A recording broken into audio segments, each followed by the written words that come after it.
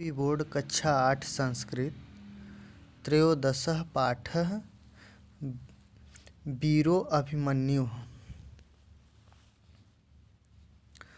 महाभारतस्य युद्धम् 18 दिनानि यावत् प्राचलत्। महाभारत का युद्ध 18 दिनानि 18 दिन यावत तक प्राचलत चला। महाभारत का युद्ध 18 दिन तक चला। आदौ प्रारंभ में कौरव पक्ष में पितामह भीष्म सेनापति अभवत्। पितामह भीष्म सेनापति हुए। 10 दिनानि सह युद्धम् अकरोत्। 10 दिन वह युद्ध किए। ततः तब एकादशे दिवसे 11वें दिन में द्रोणाचार्य सेनापति अभवत्। द्रोणाचार्य सेनापति हुए। ततः तब एकादशे दिवसे 11वें दिन द्रोणाचार्य सेनापति अभवत्। द्रोणाचार्य सेनापति हुए। सह 5 दिनानि सेनापति आसीत्। वह 5 दिन सेनापति थे। पंचदशे दिवसे 15वें दिन में सह वीर गतिम प्राप्तवान। वह वीर गति को प्राप्त हो गए। तदंतरम उसके बाद कर्णः दिनद्वय पर्यंतम सेनापति अभवत्। उसके बाद कर्ण दिनद्वय पर्यंतम 2 दिन तक सेनापति अभवत्। सेनापति हुए। तस्मिन् वीरगति प्राप्ते उसकी वीरगति हो जाने पर अर्धदिनम आधे दिन मातुलः शल्य मामा शल्य युद्धम कृतवान। युद्ध किए। उसके वीरगति होने पर आधे दिन मामा शल्य युद्ध किए।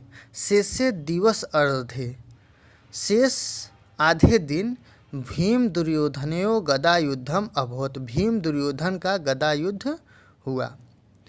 अस्य ऐतिहासिकस्य महायुद्धस्य इस ऐतिहासिक महायुद्ध के त्रयोदशे दिने 13वें दिन यदा जब द्रोणाचार्य कौरव पक्ष से सेनापति आसीत्। द्रोणाचार्य कौरव पक्ष के सेनापति थे।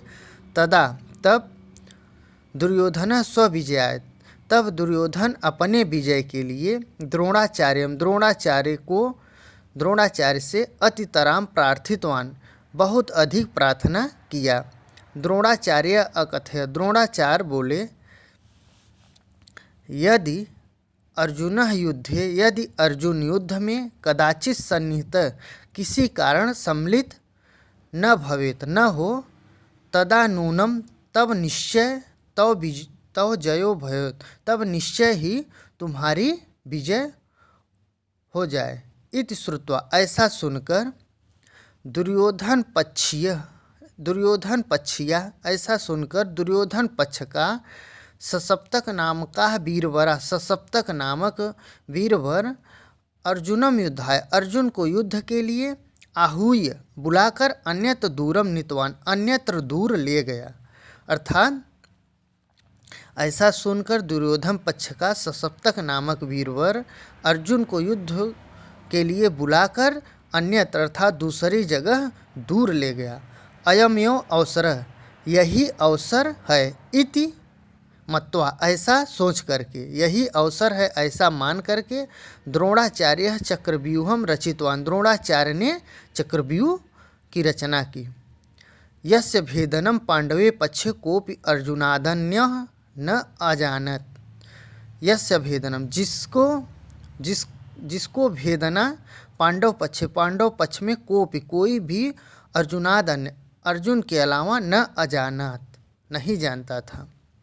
जिसको भेदना पांडव पक्ष में कोई भी अर्जुन के अलावा नहीं जानता था। महाराजो युधिष्ठिर अत्यंतम उद्विग्नो अभवत्। महाराज युधिष्ठिर अत्यंत दुखित हुए। तदानीम अर्जुन पुत्र अभिमन्यु उसी समय अर्जुन पुत्र अभिमन्यु युद्ध क्षेत्रम प्रति प्रस्थित युद्ध क्षेत्र की ओर चल दिया। उसी समय अर्जुन पुत्र अभिमन्यु युद्ध क्षेत्र की ओर चल दिया। यतः क्योंकि सह वह चक्रव्यूह भेदन विधिम अजानात क्योंकि वह चक्रव्यूह भेदन विधि अजानात जानता था। किंतु चक्रव्यूह के द्वार पर स्वपितृ स्वस्व पिता का बहन का पति अर्थात फूफा सिंधुराजो जयद्रथ, सिंधुराज जयद्रथ युधिष्ठिर भीम सहदेव नकुल और उद्धान, युधिष्ठिर भीम सहदेव और नकुल को रोक लिया। अर्थात चक्रव्यूह के द्वार पर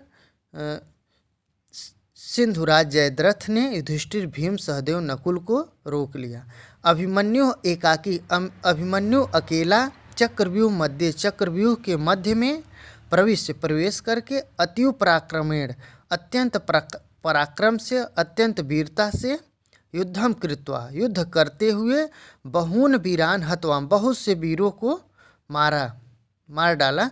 अभिमन्यु अकेले ही चक्रव्यूह के बीच में चक्रव्यूह के मध्य में प्रवेश करके अत्यंत पराक्रम से अत्यंत वीरता से युद्ध करते हुए बहुत से वीरों को मार डाला। हाधिक हाय धिक्कार है।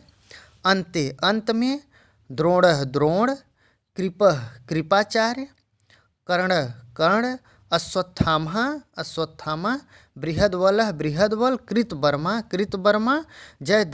जयद्रथश्च और जयद्रथ सप्त सात योद्धाओं ने मिलकर अभिमन्यु को निशस्त्र करके, अर्थात अभिमन्यु के सारे शस्त्र खत्म हो गए थे, अभिमन्यु को निशस्त्र करके एकाकिनम अकेले को हतवंतः मार डाला। हाय धिक्कार है। अंत में द्रोणाचार्य कृपाचार्य कर्ण अश्वत्थामा बृहद्बल कृतवर्मा और जयद्रथ सात योद्धाओं ने मिलकर अभिमन्यु को निशस्त्र करके अकेले को मार डाला। अभिमन्यु वीर गतिम लब्ध्वा, अभिमन्यु वीर गति प्राप्त हो करके अमरो अभवत अमर हो गया। अभिमन्यु वीर गति प्राप्त करके अमर हो गया।